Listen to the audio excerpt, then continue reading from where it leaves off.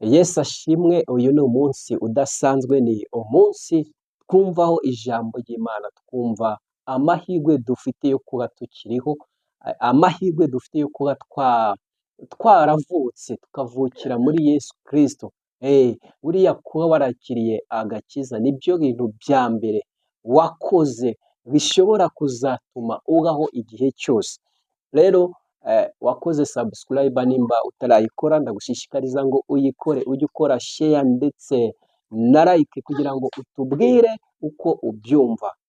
Uyu munsi rero hari ijambo Imana impaye, ijambo riboneka mu rwandiko rwa kabiri Pawulo yandikiye Agakorino, igice cya 6 ku murongo wa 18. Harimo ijambo rifite imbaraga, harimo ijambo ushobora kumva ukahita wumva ko uri umuntu ufite imbaraga, ndetse ukumva ko iyi si Imana yayiguhaye. Rero reka turisome. Harimo ijambo rivuga ngo kandi nzababera so.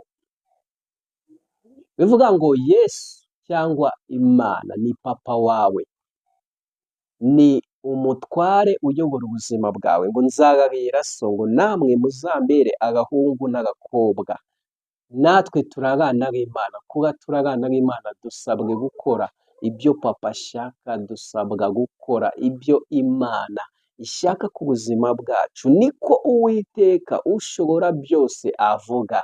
Ni ijambo ry'Imana turimo dusoma ngo kandi nzababera so, ngo namwe muzambere agahungu n'agakobwa.